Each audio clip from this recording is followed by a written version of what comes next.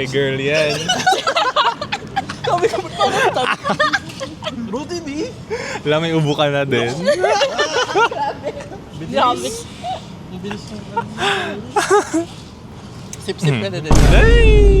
Hindi na kayo mag-kiss. Ay. Oo nga, friends lang naman. Friends kiss. Oo, ganun. Bigyan kiss mo si Pacho. Kung friends lang. Naka-rolling. Ay, oo nga. Ay, naka-record na. Okay. So, take 2, guys. Nandito na kami ngayon sa Eton Centris. Kagagaling lang namin ng Binondo. Nag-dinner tayo sa Cafe Mezzanine. And then, gusto pa sana naming tumambay kaso nagsasarado na yung mga park around the area. Kaya naisip namin na dito na lang sa Eton Centris tumambay and magkape ulit, syempre. So, sa mga nakanood nung aming previous episode, we talked about ano yung mga nilolook forward namin. So, one is to actually travel abroad na kami, buo kami. So, yung decision making kung saang bansa kami pupunta is actually hard kasi iba-iba kami ng gustong puntahan. So, we decided na maglaro or ano ba yun? Game ba yung tawag doon? So, to identify kung ano yung pupuntahan namin. So, yung nanalo is Thailand. Thailand yung nanalo.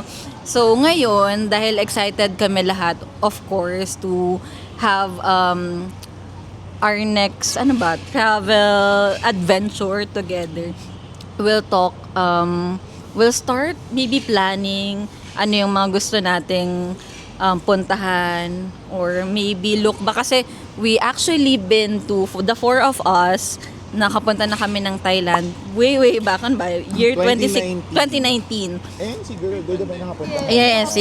Ayun. So yun pala we all have been to to Thailand. So ano sa tingin nyo yung bago na pwede nating i-try or ano yung mga na-enjoy nyo nung previous visit nyo? Ako na lang yung last. Alam mo ako.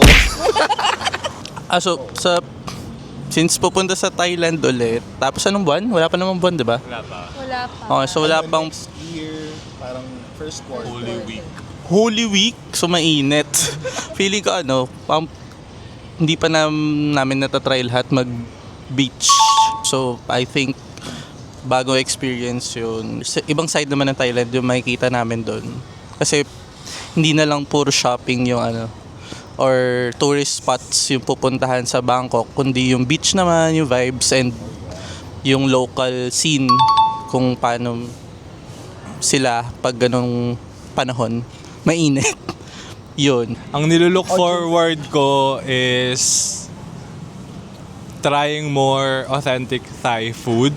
Kasi the first time we've been there, yun nga, bata pa kami, hindi pa kami masyado nag-explore ng ibang pagkain. Kung saan lang kami familiar, yun lang yung o-orderin. So this time, gusto ko naman makapag-try ng mga kakaibang food or mga authentic Thai food. Ano pa ba? And still, kahit na napuntahan na namin, gusto ko pa rin balikan yung mga temples, yung Grand Palace, kasi unique yun sa kanila eh. Wala namang ganun dito sa atin.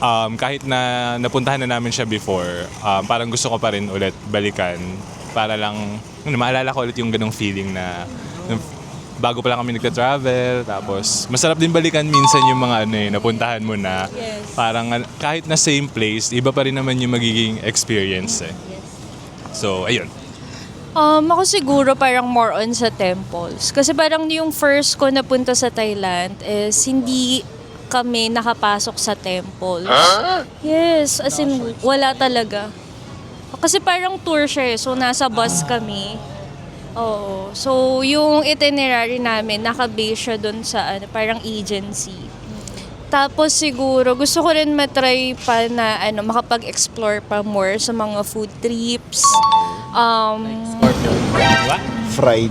Fried crocodile. Hindi ko sure. Parang willing na ako to try ngayon. Fried Siguro yung mga crickets, Wag lang may siguro. buhok-buhok. Kasi nakita ko yung scorpion talaga eh. Oo, so hindi ko sure. And then, so food trips sa temples. Night market. Hindi ko rin na-try mag-night market nung last na punta namin sa Thailand. Ayun. And gusto ko rin yung sinabi ni Ed, which is yung sa yes. Nakatry kami ng beach sa Pattaya. Pero kasi parang very limited yung time. Ako naman, I'll start with, recap ko muna or balikan ko yung past travel namin sa Thailand. So, it was part of the tri-country adventure namin. It was the last country.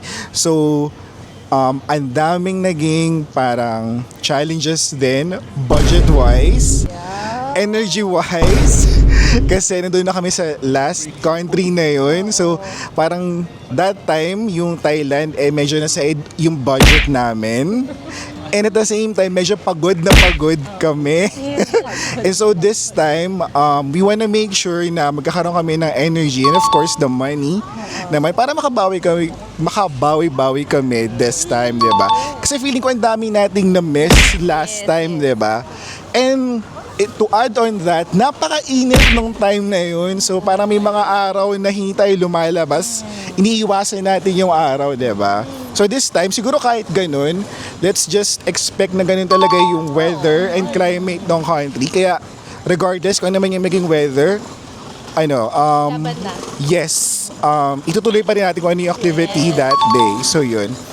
And then one thing na nilulook forward ko is, since I'm a very picky eater, siguro this time hindi na ako mag-choosy sa pagkain. I will try their local cuisine. Kasi last time, nag-stick lang ako dun sa parang Safe. yes, the safest. Yes, yung familiar taste, which was the chicken curry ba yun? Ayun, so dun lang ako, yun lang yung naging parang ang pagkain ko everyday. So this time, I will try yung tom yum. Ano pa ba? Yung Crickets. siguro kung go kayo, then go din ako. Tsaka yung pad thai. Pad thai pala. Ayoko yung buhay. Yes. Baka hindi ko malunod.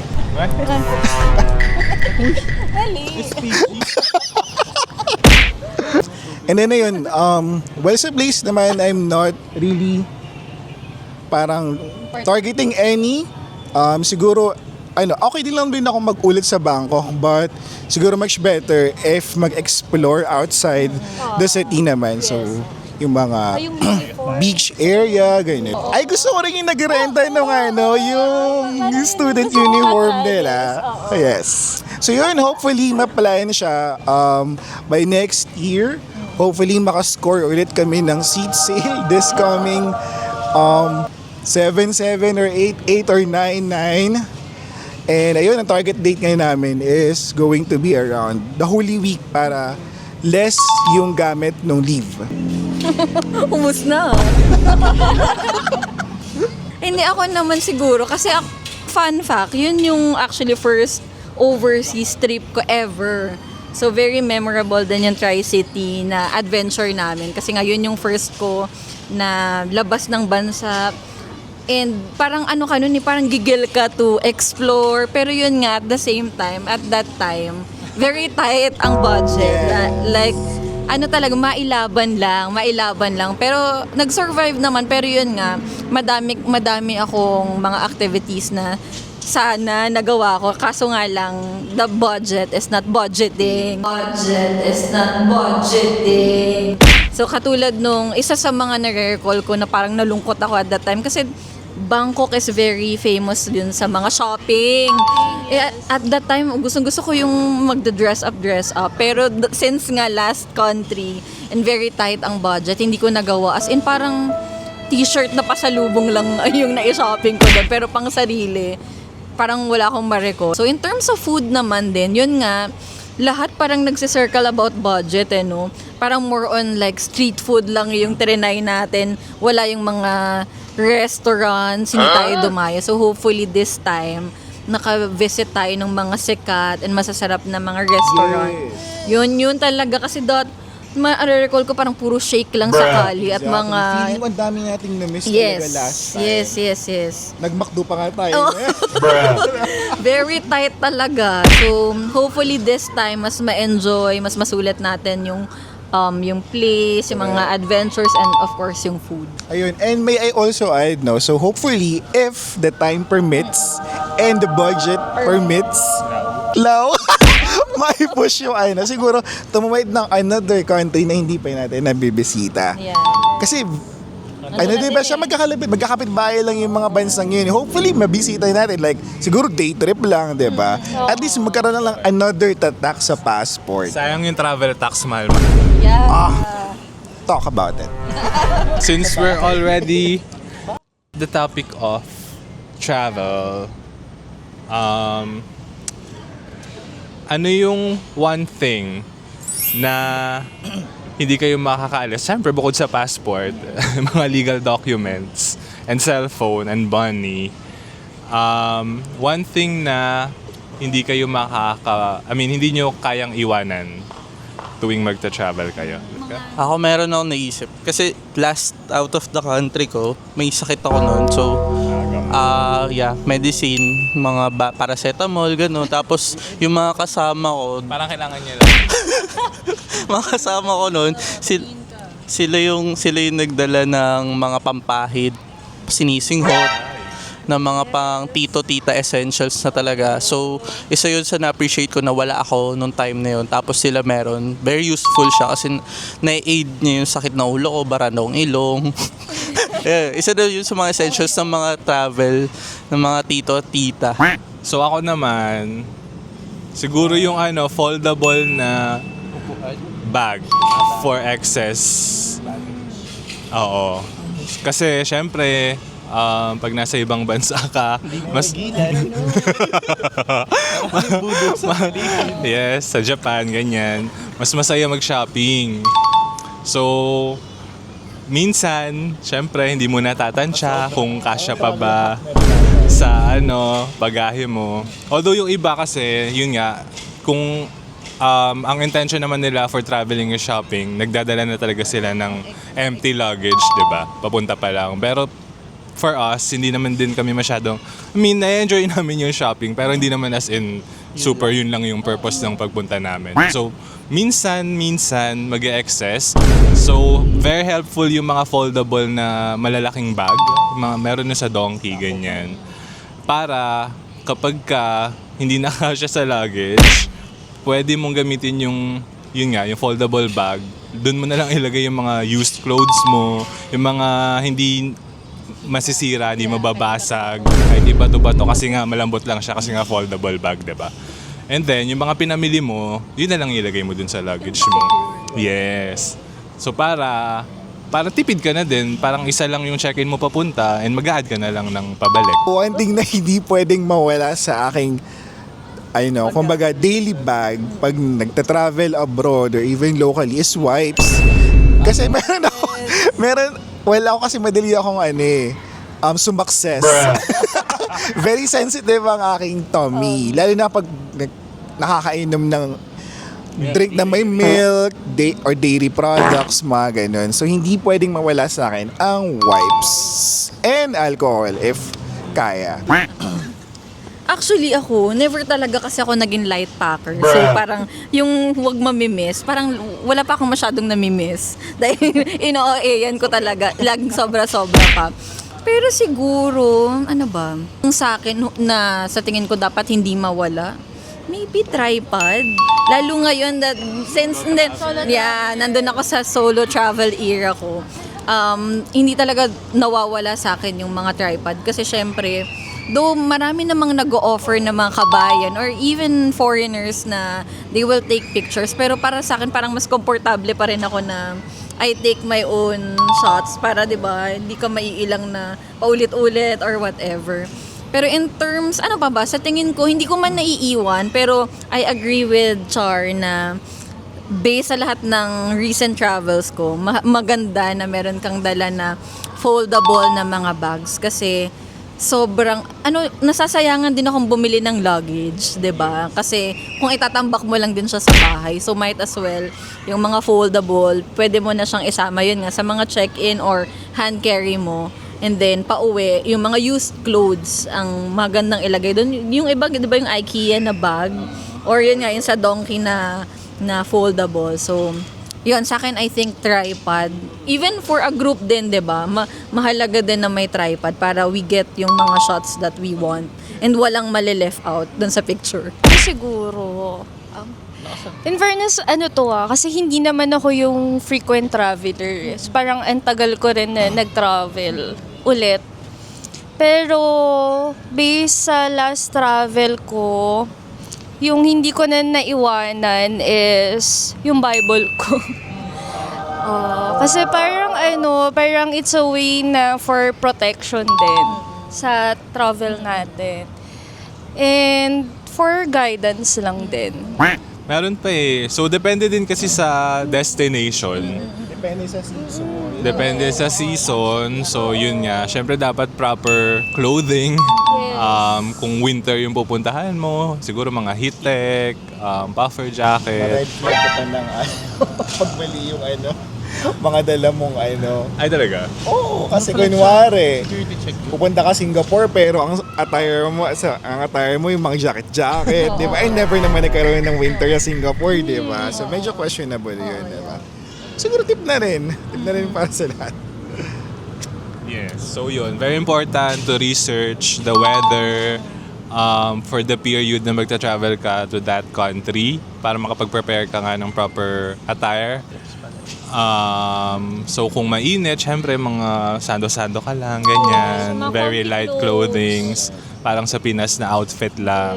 Pero kung winter and wala tayong winter, so mag-research muna kasi hindi talaga biro yung lamig kapag ka winter. Hindi siya kaya ng jacket na pang Baguio lang, ganon. So meron talagang specific types of clothing na makakatulong para hindi kayo masyadong malamigan. Kasi yun nga, may risk din na magkasakit kayo pag sobrang nalamigan yung body nyo and mahirap magkasakit sa ibang bansa. And then, one thing din naman na-mention ni Ed is yung insurance. Travel insurance. Yes, kailangan yun. Para may peace, GCash muna. para may peace of mind ka, yes. Ayun yung nagamit ko last time. Nag-avail kami ng GCash insurance. So, very accessible siya. Pwede mo siyang kunin after mo nang pumasa ng immigration para sure na magagamit mo siya. So, yun.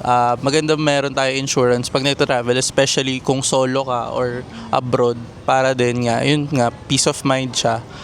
Meron kang fund if ever may mangyaring emergency. Tapos, ma-add ko din siguro, since yung last ko din na travel is naabutan namin yung parang end part ng Chinese New Year. So, might as well, before kayo lumipad, check nyo talaga kung may local holidays doon sa pupuntahan yung bansa para hindi nyo abutan na sarado yung stores, wala yung mga gusto yung puntahan or sarado nga yung mga travel. O super mahal din ng hotels, yung mga ganon. Yun yung mga take note. Siguro, kasi first time ko atang ma-experience na may holiday pagdating namin na ibang bansa. So yun. Pero okay naman yung experience kasi sobrang daming tao naman at very festive yung vibe. Yes, ibang experience siya. Ayun. To add din siguro dun sa going back dun sa insurance. So yung may mga credit card users, check your anong tawag doon? Perks, credit card perks. Kasi marami-rami din namang credit card na nag-offer ng free travel insurance para magre-register ka lang using your booking details. And then, yun, makaka-receive ka na ng free travel insurance. Though never pa namin na-try mag-avail ever, thankfully. Pero yun, iba yung peace of mind na nadadala na meron kang travel insurance. Tari, pag Jax Reyes, no? Yung atake natin doon. And since nandito na tayo again sa topic ng traveling, siguro isa sa mga experience ko siguro na maybe I can share din na maging careful and hindi naman masyadong paghandaan. Just be honest talaga. And wag natin i-overthink. Wag natin i-overthink ang mga bagay-bagay. So this is an immigration story actually. So yung first, medyo kabado din kasi ako nito kasi ito yung first ever ko na solo travel. So I was going to, bound to South Korea ako. First ever solo travel. And then, usual naman, kumbaga, since hindi naman yun yung first time ko to travel, alam ko naman yung mga typical na tinatanong sa immigration. And parang nakapag-ready naman ako na sa tingin ko at that time, na i-compose ko naman yung sarili ko. Pero, since parang I think kaya din ako medyo na-tense. Parang tinawag kami sa kabilang, tawag doon, counter. Tapos parang nag-open kasi, hindi ko alam kung pang foreign passport yon. Tapos since mahaba yung pila ng mga Philippine passport, tinawag kami. O so, sino yung mga next in line dito, pinapunta kami. Then, simple lang yung tanong. I was asked lang kung ano yung position ko, yung work ko. And then I suddenly blacked out talaga. Tapos parang ang sabi niya lang, hindi siya masungit or whatever, as in normal energy or vibe yung binibigay niya. And then inask niya lang ako, ano yung work mo? Ano yung position mo? And then hindi ko maisip kung ano nga ba yung, though, sabi nga ng mga katrabaho ko, yung position kasi namin different sa COE and different din yung work title namin when it comes to our work email communication. So, hindi ko talaga maalala. So, I was about to get my phone. Sabi ko talaga, wait lang po. Check ko lang po sa phone ko. Tapos, habang kinukuha ko yung phone ko, doon nag-sink in sa akin. Naalala ko naman. In fairness sa akin, medyo naalala. Bago ko mapalabas, naalala ko naman yung position ko. Pero yun na nga, wag lang talagang mag-overthink about things kasi kung wala naman tayong planong gagawin na masama with that specific travel, we just have to answer honestly. Kasi nga simple lang naman saan ka na, yung mga usual na experience ko sinong kasama mo, are you a government employee, or kung hindi ka man government employee, usually tatanungin nila ano yung work mo. Then, di ba yun lang usually kailan ng balik mo, or minsan meron din tinatanong kung may accommodation ka. So ako talaga before, I always print out everything. Pero yun nga, since blessed naman ako, never naman akong hiningan ng any documentation, pero I always prepare pa din mga soft copy ng everything. Hindi na lang ako nagpiprint kasi nga, yun nga, save Mother Earth. Diba? Based on experience, hindi naman talaga kailangan na printed. You can show yung mga soft copy. Yes. Hello. Yan na. May Hello? komento ka. Ano ba yan? Okay. Sige. Speaking of print, since na-brought up naman na siya.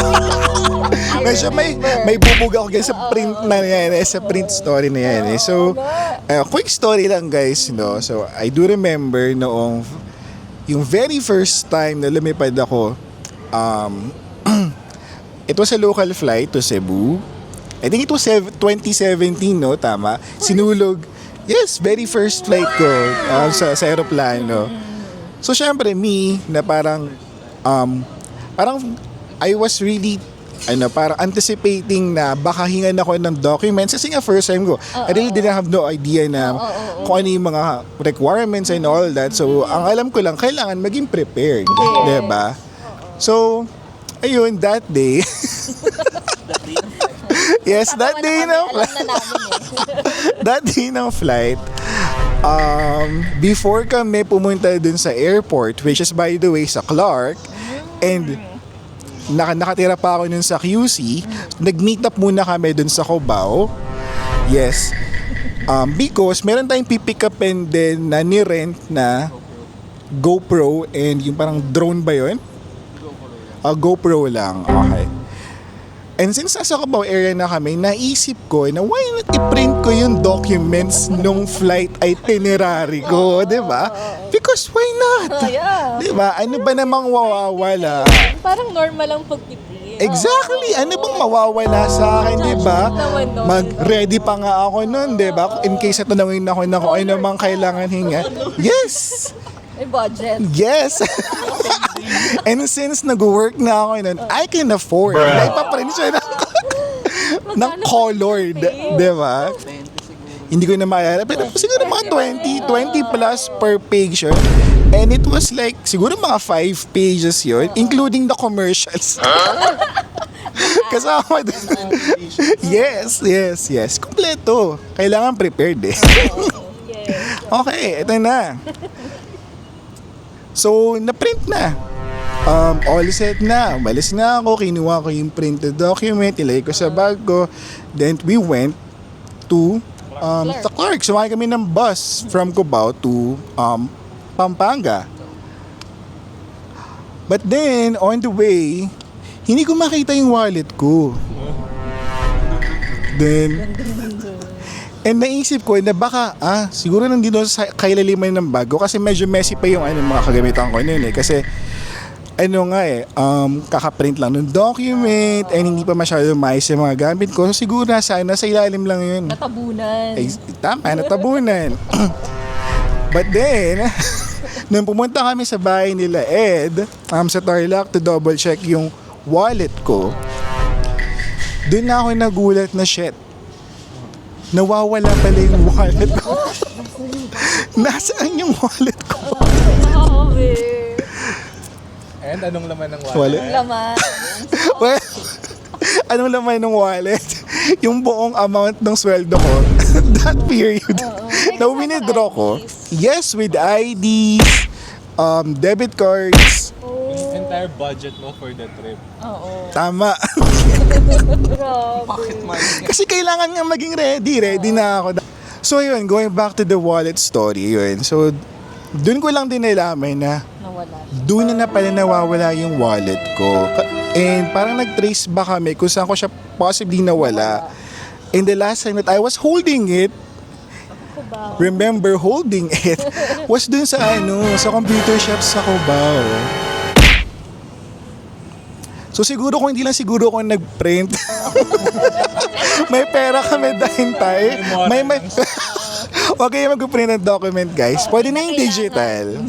Pwede pa sa, old story. 2017 pa yun. So, hindi pa masyadong uso yung mga digital copies. So, Wala pa ayan. din naman. So, lesson learned na yun. Going forward, lahat ng mga, yes.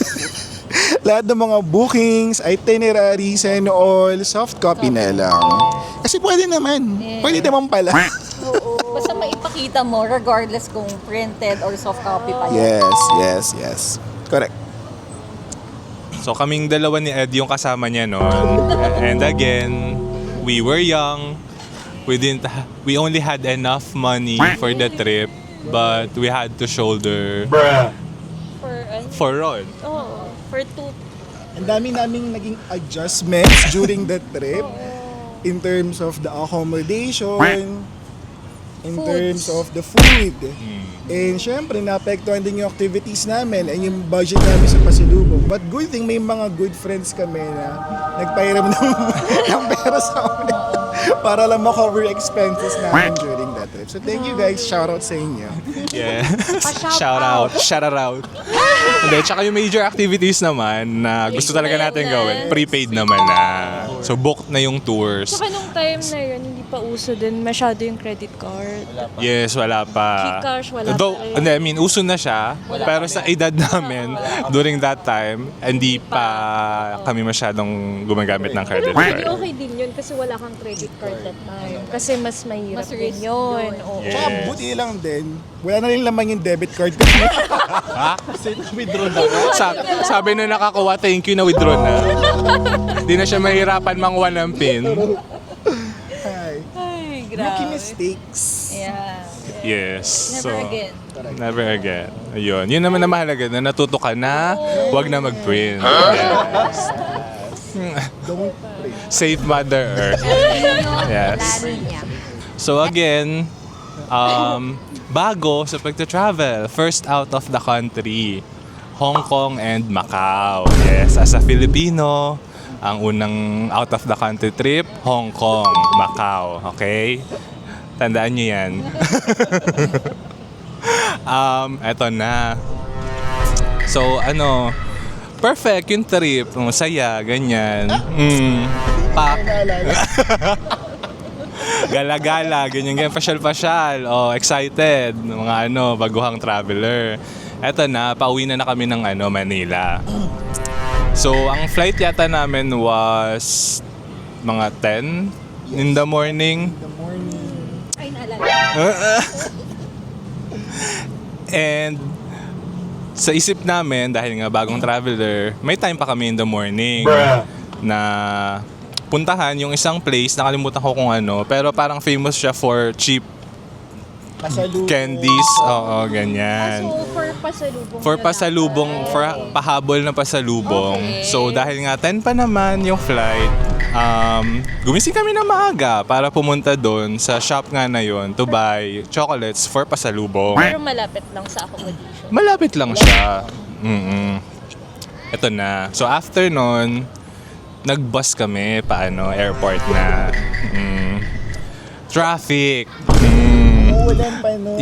Traffic nga kasi umuulan. Ganyan. Oo. So mga parang 8 yata kami umalis. Yes. So kung experienced traveler na kami, dapat 8 nasa airport na kami. Pero 8, papunta pa lang kami ng airport. Nakabus, umuulan, traffic. From the pasalubong. Yes, from the pasalubong. Okay. So, 9 a.m., wala pa kami sa airport. Oh my God! 10, 1 hour. Yung pwede mo. 1 hour pa. Naman pala. Yes. Tapos, dumating kami sa airport mga 9:30. Mga 9:30. Oh, hanapin niyo pa yun. And ayun nga, ang laki pala ng airport ng Hong Kong. Sa kabilang side kami napunta. Ibang terminal. Pero 30 minutes. 30 minutes! Kasya pa! Oo. Akala ko kasi bus lang siya, ganun. Pagdating mo, sakay ka na lang. Yes. Dati pagkababaan natin na pag Ba't mali? May mga terminals nga pala ang airport. May security check pala, may immigration, ganyan. Alam naman namin, pero first time eh. Pagbigyan nyo na. Kalmado pa kayo nun. Hindi, panic na kami. Mega run na ang mga bading. Pero wala naman dyan yung part na parang medyo mainit na yung ulo Hindi, ninyo. pareho naman namin kasalanan. Okay. Nagpapanik lang kasi nga alam namin eh. Walang sisihan. Wala. Gusto namin chocolates eh. Mahilig ka magpasalubong mga Oo. Mura eh. Sayang naman, diba? Nagbasa tayo sa Facebook kung saan bibili. Di pinuntahan natin. Nandun na eh, sasayangin. And true enough, mura nga siya. Totoo siya guys, mura. Okay, so so nandun na kayo sa airport, sasakay ng train. So, pagdating namin sa boarding gate, Sarado niya. close na ang gate. Yes, tinry pa naman, in fairness, dun sa Pinay na crew. Yes, tinry niya naman i-contact yung yung plane kung pwede pa dang i-open. Hindi kami umabot. Wow. So, bili kayo nun. Yes. Doon na lang kami. Over the counter. Pero, ayun, so we had to buy a new ticket going back to Manila. Buti na lang din, may mura, in fairness. And parang 2 hours lang. Pagitan. Oo, ang pagitan. Next Okay, flight. so ang next question dun, worth it ba? Yung chocolate. Oo. Mas mura naman siya. Hindi naman kami nagkamali. Mura. Nakabili ka pa sa lubong. Oh. Nahibang sa Shopee. Yes. I think yung new ticket, buti nga din. Hindi ko alam kung anong nangyari. Pero mura pa din siya kahit na hours na lang. Oo. Parang 7. Dapat doble, triple. Yes. Mga 7,000 yata, di ba? Magkano yung chocolate? Ay, yung lang pasalubong. yung binayaran natin. Oh, yung mga ganon. Oo, dalawa na. 13K for 2 pabalik. Pero So, magkano okay yung naman. Yung total nung pasalubong na. Hindi ko na maalala, girl. Pero Basta mura yung chocolates. Huwag lang kayo pupunta bago yung flight nyo. Mag-alat kayong time. So, as much as possible, kahit saang bansa pa yan, I know yung ibang country very efficient, especially Japan. Kahit sinasabi nila kahit like an hour before your flight ka dumating. Pero based on experience, you can never tell. Pwedeng magka-traffic papuntang airport, masira yung train, or kung ano man, maraming tao sa immigration or whatnot. So, sa shopping. to be safe, at least 3 hours kung maganda yung country. Kung hindi masyado maganda tulad ng Pilipinas, mga 4 to 5 hours before your flight. Nasa airport ka na kasi may mga matatambayan ka naman sa airport. Actually. Yes, makapag-ikot-ikot ka. Kung pauwi, may mga duty free. So kahit di ka naman bibili or mag-ubos ka ng... At least within the area ka na din Yes, kasi. ubusin mo diba? na yung mga natitira mong ibang currency. Tsaka minsan Para- kasi may biglaan na maglilipat ng terminal, so at least aware ka din. Yes, nangyari din yan sa amin. Last year lang. Ang mga bading tambay-tambay sa sa lounge. Kasi ang flight namin mga 11:30 pa yata ng umaga. Aga pa, mga 10, wala na, tapos na kami sa immigration. So, syempre, tambay muna kami sa lounge. Walang notification yung airline na nag-change. Wala talaga. Nag-change ng schedule. Pati gate. Pero may announcement lang, parang ganun. So, ang ina-announce lang nila, syempre, kung nandoon ka na sa boarding gate, doon mo lang maririnig sa intercom nila ina-announce na nalipat ang gate, ganitong oras na ang boarding. Buti na lang, meron mga Pinoy din na kasama dun sa lounge na narinig namin na parang meron yata silang kasama na nandoon na sa boarding gate. Yun nga daw, in-inform sila na umaga nga daw, naging mas maaga yung boarding and lumipat ng boarding gate. Buti na lang nasa airport na kayo at that time. Yes. So ang lounge, syempre sa NAIA Terminal 3 sa kabilang dulo, and yung boarding gate kasi dapat ang original boarding gate yung sa baba lang, malapit lang dun sa lounge area. Yung naging bagong boarding gate sa dulo, sa kabilang dulo pa. So buti na lang yun, siguro kung wala kaming nakasabay na Pinoy na for the same flight na narinig namin nga na-reschedule, baka naiwan din kami nung flight na yun. Ewan ko ba't hindi nag-notify yung airline. Kaya, sinabi ko naman dun sa crew pagdating, kasi nga nagmamadali kami.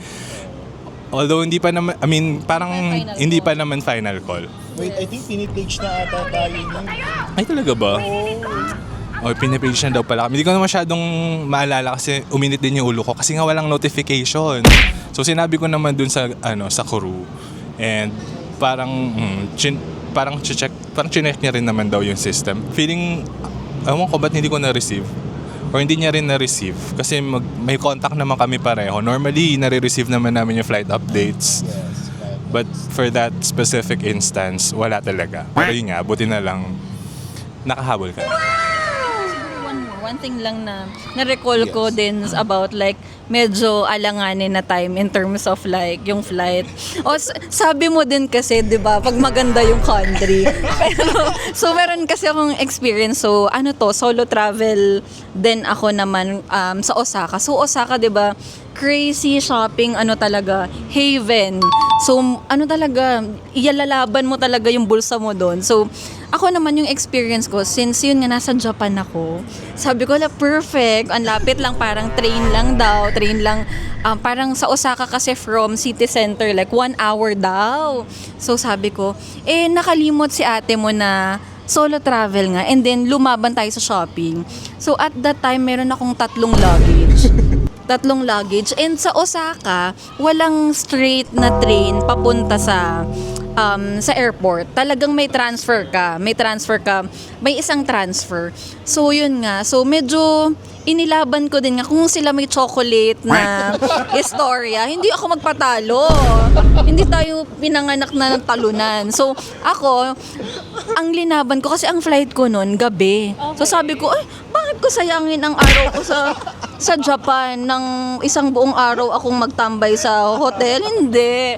So, ang mali ko talaga doon, yun nga sabi, yung sa kanila maganda pa nga kasi malapit lang. Hindi tayo ganun.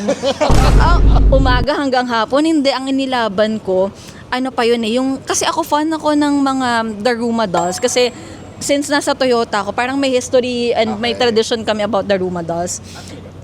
Since nagkagulo-gulo na yung plano ko, syempre may mga ganun naman, di ba? Hindi mo masusunod yung plano mo. So, sabi ko, hindi ako magpatalo na hindi ko makita yun. Ang temple na yun is like maybe 2 hours from... Yes. bus, tapos may schedule pa ang bus, hindi siya yung 10-minute interval, hindi, 30-minute, 20-minute interval and then bus, tapos train. So yun na nga, Alam mo na lagi. hindi dala, hindi tayo, bakit magdadala? Mahihirapan? Oo. Oo, ba't ko dadalhin? Gabi pa yung flight ko, di ba? Ba't ko dalhin? So ito na nga, so ako, ano pa, ang plano ko pa, ilaban sila mag-tempo, so 2 hours, mamasyal ka pa doon. Tapos sabi ko, pagbalik ko, saka pa lang ako bibili ng luggage. Kasi nga sobra ang napamili, saka pa lang, saka pa ako maglilipat.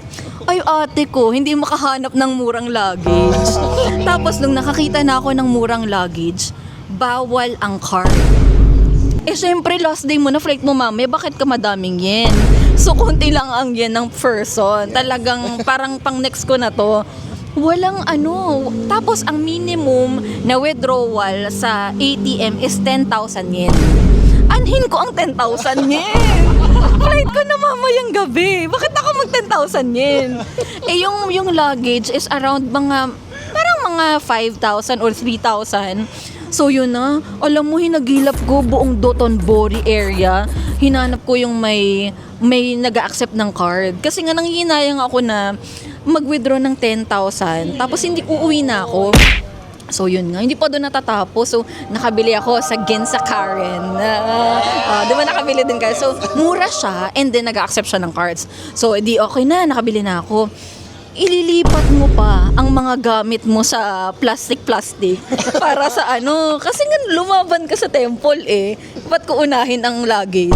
So edi yun, so nagmamadali na ako, so 1 hour lang naman, pero grabe yung tagal na nadagdag nung paghahanap ko ng luggage, paghahanap ko ng nag-a-accept ng card, yung pag-aayos. So ang ending, meron akong dalawang large na maleta, meron akong isang hand carry, meron akong isang sling bag. Imaginein mo, kailangan mo siyang i-transfer. Magte-train transfer ka, okay lang sana kung isa lang. Pero yung kailangan mong bumaba ng hagdan, dude, luckily, hindi ko kinailangan ihagdan sila. May mga elevator, pero usually, malayo siya. Nasa kabilang dulo. Kung nasa kabilang bagon ba yun? Basta nasa kabila ka, kailangan mong hilahin papunta sa merong elevator. So, ganun, grabe. Tapos, akala ko hindi na ako makakaabot. So, sabi ng kapatid ko, grabe to the rescue na yung kapatid ko na, kasi sila din naman ang nagpabili ng madami. So, talagang kailangan nyo akong i-rescue. So, kayo ang dahilan. So ang ginawa, sabi ng kapatid ko, dun sa unang train na sinakyan ko, parang 30 minutes pa una sa Google Maps yung isang train papunta. Sabi ko, shit, hindi na ako aabot. Kung wala akong check-in, okay lang, safe pa. Japan eh. Walang kahit mahaba ang pila sa immigration. Tuloy-tuloy. Lalaban ka. Pero may check-in ako, ate ko. Pag nagsara yung nagdadala ng check-in, ay laban ka na. Overstay, overbayad. Talagang perfect. So, di hirap na hirap. Sabi ng kapatid ko, mag-taxi ka na. Kami na magbabayad. Ganyan na.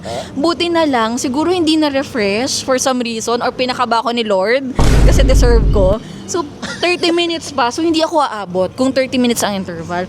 Nung parang sinilip ko lang siya ulit, sabi ko kasi mas hindi sure pag taxi. Kasi ang talagang ang traffic din. Hindi mo din talaga maarok. So, sabi ko, ni-refresh ko. Luckily, pag-refresh, sabi ko, parang 10 minute away na yung 10 minutes. Within 10 minutes meron na yung train. So, nailaban ko with talagang takbo, dalawang large luggage, with the hand carry and the takbo, talagang sino ba yung mga runner dito ng pambansa, ganon, kahit mabali na yung mga leg, di ba, pag may mga yellow, hindi, kalat ka rin, kahit mabagok ako dun tayo, hindi lang tayo bumili, so nakahabol naman, pero pinatakbo na, after ko i-check-in, ang sabi sa akin, ma'am, takbo ka na, kasi tapos pagdating ko sa immigration, ang haba. Talagang, Lord, sabi ko, ikaw nang bahala sa akin. Pero yun nga, Japan siya. So, pero guys, hindi ko sinasabi na pag nasa Japan kayo, kumalma kayo, pumunta kayo ng 2 hours away, hindi. So yun nga, hindi siya excuse na magandang country or whatever. Kasi nga, hindi mo masabi. Depende sa mga sitwasyon or sa mga dala mo, hindi mo masabi kung gaano ka aabutin mag-transfer, yung interval, or like may masirang train, hindi masunod yung nasa Google Maps. So, kailangan talaga guys, huwag tayong magpakakampante kahit saang bansa. let's like give allowance na nasa airport na tayo, chill na tayo, para kung ano man ang mapaaga or whatever, is prepared tayo. Yon. Kada trips, talagang wala akong ambag, guys. Talagang maghanap lang ng mga cutesy na pupuntahan. Yan ang ambag ko. Pero like navigating or researching, hindi ko yan ginagawa. Hinga sa parte ko na na-accomplish ko siya ng mag-isa kasi pinaghirapan ko yun. Kasi wala kang kahati sa kahit anong gagastusin mo. Na-try na namin lumipad sa ibang bansa na maghiwalay kayo. Tagabuhat ng ganito, magtatanungan kayo kung saan kayo pupunta, sinong gagawa ng ganitong bagay. Basta parang may ganun, may mararamdaman kang lungkot na parang gusto mo na umuwi.